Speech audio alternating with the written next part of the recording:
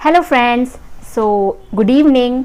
कैसे हैं आप लोग? आई होप आप लोग अच्छे होंगे। So welcome back to my channel और मेरा नाम है रेनू और मैं आज MPTET एग्ज़ाम वर्ग 3 का रिव्यू आपके सामने लेकर आई हूँ। सो मेरा भी कल एग्ज़ाम था MPTET वर्ग 3 और मेरा टाइमिंग 3 to 5:30 PM के बैच में मेरा एग्ज़ाम था। सो मेरा एग्ज़ाम कैसा रहा, किस तरीके के क्वेश्चंस आए और मेरा रिव्यू देखकर आप किस क्वेश्चंस पर ज़्यादा वर्कआउट कर सकते हैं, इन सब की नॉलेज इस पूरे वीडियो में आपको मिलेगी। सो आप ये वीडियो पूरा एंड तक देखें जिससे कि आपको अपने देने वाले एग्ज़ाम में भले ही 1 वीक रह गया है या 2 वीक रह गया है, थोड़ी बहुत जितनी भी हेल्प हो सकती है बिल्कुल आपको इस वीडियो से मिलेगी। सो बात करते हैं सबसे पहले बाल विकास और शिक्षा शास्त्र के बारे में। तो बाल विकास और शिक्षा शास्त्र में 30 क्वेश्चंस आए थे। सो उसमें मोस्टली क्वेश्चन जो थे वो पेडागोजी से जुड़े हुए थे और आप अगर तैयारी करते हैं तो ये तो मोस्टली थ्योरेटिकल क्वेश्चंस थे, तो आप अगर जितनी ज़्यादा स्टडी करते हैं उतने ज़्यादा क्वेश्चंस आपके बनेंगे। इट मीन्स जनरल क्वेश्चंस थे, बहुत हार्ड लेवल के क्वेश्चंस नहीं थे। इट मीन्स मान लीजिए आप 50-50 का क्राइटेरिया आप रख सकते हैं। क्योंकि मैंने तो बहुत अच्छी तैयारी नहीं की थी, बट मेरे जो हैं ऑल ओवर कितने मार्क्स आए वो मैं वीडियो के लास्ट में आप लोगों को बताऊंगी। सो आप पेडागोजी जो है उस पर अच्छी तैयारी कर सकते हैं। इसमें कैसे क्वेश्चंस आए वो मैं आपको बताती हूँ। सो पेडागोजी से जुड़े हुए बाल विकास आपके राइटर से रिलेटेड क्वेश्चंस नहीं आए। बस एक क्वेश्चन आया था कि ये परिभाषा किसके द्वारा दी गई है या ये थ्योरी किसके द्वारा दी गई है। इस टाइप के क्वेश्चंस बहुत रेयर, एक आदि मिलेगा देखने को। जनरली क्वेश्चंस आए थे बालकों से जुड़े हुए, शिक्षा शास्त्र से जुड़े हुए और आपके संज्ञानात्मक, विषयानात्मक शिक्षा, तो इन सब से जुड़े हुए जनरल बेस्ड क्वेश्चंस थे। जैसे कि एक क्वेश्चन ऐसा था कि क्लासरूम में अगर एक बच्चे को एक टीचर के द्वारा एक स्टोरी सुनाई जा रही है तो उस पर इस स्टोरी का असर किस रूप में पड़ता है, संज्ञानात्मक रूप में पड़ता है या आप उसके मोरल स्टोरी के रूप में पढ़ता है या उसका एक ओवरऑल विकास के रूप में पढ़ता है। तो इस तरीके के क्वेश्चंस थे, जनरल क्वेश्चंस थे। अब बात करते हैं आपका हिंदी के विषय में। तो हिंदी में गद्य पद्य आए जो कि बहुत नॉर्मल लेवल के थे, बहुत हार्ड लेवल के नहीं थे। गद्य पद्य को बहुत अच्छे से रीडिंग करके ही आपको क्वेश्चंस के आंसर्स देने हैं। आप बहुत जब बिना पद को और बिना गद्य को पढ़े हुए क्वेश्चंस के आंसर्स नहीं देने, क्योंकि आंसर्स जो हैं आपके उसी के अंदर आपको मिल जाएंगे इजीली। मैंने भी बहुत केयरफुली उसको पढ़ा था तो मुझे उसके अंदर ही उसके आंसर्स मिल गए थे, बहुत हार्ड लेवल का नहीं था।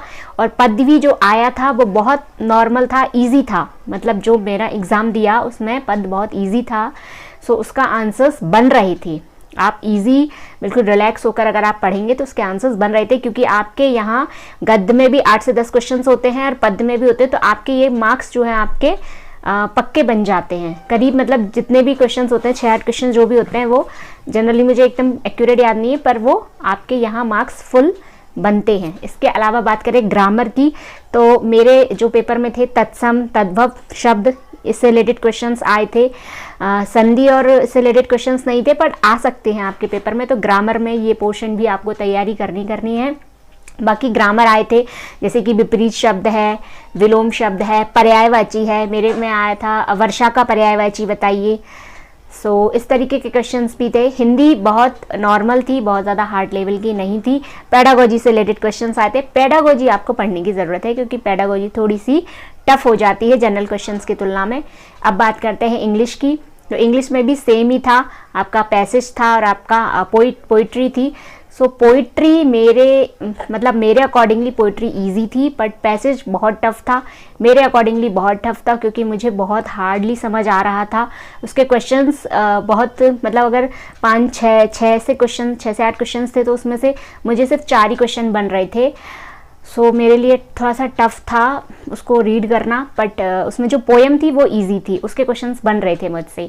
इसके अलावा ग्रामर की बात करें अगर हम इंग्लिश में, तो ग्रामर का पोर्शन बहुत ज़्यादा हार्ड नहीं था। उसमें जैसे preposition, conjunctions, verb, adverb, adjective, इससे रिलेटेड क्वेश्चंस मिले थे मेरे पेपर में। मेरे पेपर मतलब मेरी शिफ्ट के पेपर में। आप प्रीपोजिशन, कंजक्शन, इंटरजेक्शन और वर्ड वर्ब, एडवर्ब और एडजेक्टिव, इससे रिलेटेड आप तैयारी करके जाएं। सो आपके क्वेश्चंस बनते हैं, जैसे कि उसमें जनरली इस टाइप के क्वेश्चंस है, जैसे कि एक फुल सेंटेंस दिया हुआ है, 2 ब्लैंक्स दिए हुए हैं, तो इसमें इज आएगा, आर आएगा, एक करेक्ट ऑप्शंस चूज करना है आपको। इस टाइप के क्वेश्चंस ज़्यादा थे, 6 से 8 क्वेश्चंस इसी टाइप के थे। Choose the right words, choose the correct words. So आपको एक सेंटेंस दिया हुआ है और आपको इसमें से प्रीपोजिशन, करेक्ट प्रीपोजिशन चूज करनी है, या करेक्ट एडवर्ब चूज करना है, या एडजेक्टिव चूज करना है। या फिर कोई वर्ड दिया है, उसके आगे उसके सही एडजेक्टिव क्या है, तो इस टाइप के क्वेश्चंस थे। सिनोनिम, एंटोनिम्स बहुत रेयर थे, मतलब वो पैसेज के अंदर ही पूछे गए थे, पैसेज के अंदर ही एक सिमिलर वर्ड कि इस वर्ड का सिमिलर वर्ड क्या है, या इस वर्ड का ऑब्जेक्टिव मतलब अपोजिट वर्ड क्या है, इस टाइप के क्वेश्चंस थे। अगर ग्रामर पोर्शन की बात करें तो हम बहुत प्रीपोजिशन, वर्ब, एडवर्ब, एडजेक्टिव, इससे रिलेटेड क्वेश्चन थे, तो आप इसमें तैयारी कर सकते हैं। Is, are, am, and, I, and, मतलब इजी भी नहीं कहेंगे, बहुत टफ भी नहीं कहेंगे, एक मीडियम लेवल का था। तो अगर आप पढ़ के जाते हैं तो ये क्वेश्चंस आप बना सकते हैं। और इसके अलावा हम बात करते हैं, अब हिंदी हो गया है, इंग्लिश हो गया है, अब बात करते हैं ईवीएस। ईवीएस थोड़ा सा टफ था क्योंकि ईवीएस में जनरली क्वेश्चंस जो थे वो पर्यावरण से रिलेटेड तो थे, लेकिन उसमें अंतरिक्ष विज्ञान के क्वेश्चंस ज़्यादा पूछे गए थे। करीब 8 से 10 क्वेश्चंस जो है अंतरिक्ष विज्ञान से रिलेटेड थे, जैसे कि फॉर एग्जांपल पीएसएलवी, जेएसएलवी का प्रक्षेपण किस सन में हुआ था, पहला कब सफल रहा, पहला कब असफल रहा, इस सन में किया गया तो ये कब असफल रहा, तो इस तरीके के क्वेश्चंस ज़्यादा थे। एक ओजोन परत का भी क्वेश्चन आया था कि ओजोन परत किस वायुमंडल में पाई जाती है। There are 4 option. पर्यावरण में क्वेश्चंस थोड़े से टफ थे, मुझसे नहीं बन रहे थे, कुछ ही क्वेश्चंस बन रहे थे। ये अंतरिक्ष विज्ञान वाले क्वेश्चन थोड़े हार्ड थे, बाकी मतलब 30 में से अगर कहेंगे तो 15 क्वेश्चंस नॉर्मल थे, बाकी 15 थोड़े से हार्ड लेवल पर चले गए थे। अंतरिक्ष विज्ञान पे आप अगर तैयारी कर लेते हैं, अपने क्वेश्चंस बना लेते हैं, अभी आपके पास जैसे 1 वीक है या 2 वीक है, तो आप अंतरिक्ष विज्ञान थोड़ा ज़्यादा पढ़ें तो 8 से 10 क्वेश्चंस आपके बनेंगे ही बनेंगे। तो इसमें आप तैयारी कर सकते हैं। जनरली सन का ज़्यादा विशेष ध्यान रखें क्योंकि ईयर वाइज क्वेश्चन ज़्यादा आए थे, इसका ईयर, उसका ईयर, और फुल फॉर्म्स भी पूछी गई थी। जो अंतरिक्ष विज्ञान से रिलेटेड क्वेश्चन था उसकी फुल फॉर्म्स भी पूछी गई थी। अब बात करते हैं हम गणित विषय के बारे में। गणित का पेपर जो आया था वो बहुत हार्ड नहीं था। अगर वर्ग 3 के एग्ज़ाम के पेपर की तुलना में कहा जाए तो बहुत ही अच्छा पेपर आया था गणित का। पेडागोजी से जुड़े हुए क्वेश्चन भी थे और आपके जो कैलकुलेशन वाले क्वेश्चंस होते हैं वो भी थे।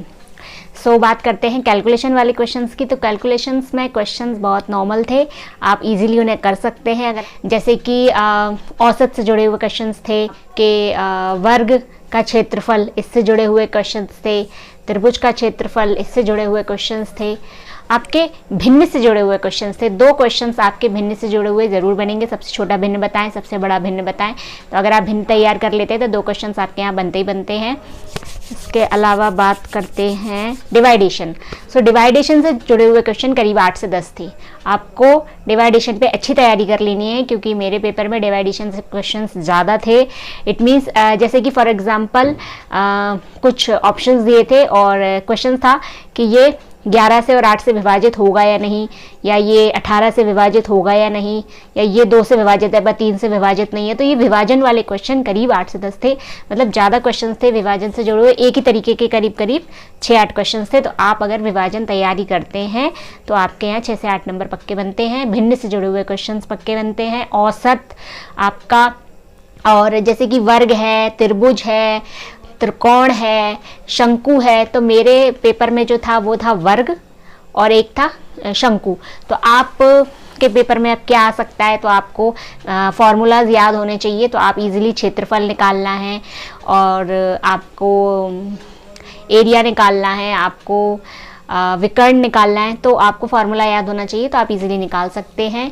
इसके अलावा आपको जोड़ घटाने वाले क्वेश्चंस नहीं थे। जोड़ घटाने वाला एक क्वेश्चन ज़रूर था, उसमें आपका पूछा गया था कि फॉर एग्जांपल 2/3 एंड 3/4 इसका प्लस टोटल कितना होगा। तो इस टाइप का क्वेश्चंस भी था, मतलब इसमें। बाकी आपको गणित की पेडागोजी, इससे रिलेटेड क्वेश्चंस थे। तो ये तो आपको तैयारी करनी पड़ेगी, इसमें तो आपको पढ़ना ही पड़ेगा। इसमें आप अपना लॉजिक शायद ही लगाएं वैसे था तो नॉर्मल, मतलब मॉडरेट था, बहुत ज़्यादा हार्ड नहीं था। मैथ के क्वेश्चंस अच्छे थे। ईवीएस थोड़ा सा हार्ड था, लेकिन बाकी अगर हम बात करें अदर इट मीन्स ईवीएस के तुलना में बाकी जो अलग अलग पोर्शन है वो ठीक था। सो अगर आप तैयारी करते हैं तो ज़रूर आप इसमें स्कोर कर पाएंगे। ऑलमोस्ट सारे सब्जेक्ट हो गए हैं।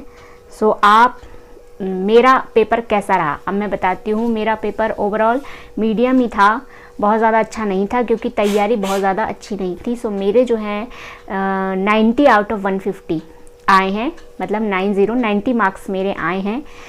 चूँकि मैंने तैयारी नहीं की थी, आई होप मैं तैयारी, मेरा मतलब अगर मैं तैयारी की होती तो 100+ मार्क्स शायद मेरे आ सकते थे।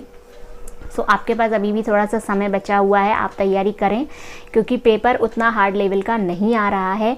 अगर आप पढ़ के जाते हैं तो आप 100+, 110, करीब 120 भी स्कोर बना सकते हैं। So best of luck guys आपके एग्ज़ाम्स के लिए। अगर आप MPTET की तैयारी कर रहे हैं और इस वीडियो से अगर आपको कोई हेल्प मिली हो तो ज़रूर कमेंट बॉक्स में बताएं, और अगर कोई और जानकारी भी चाहिए तो कमेंट करें।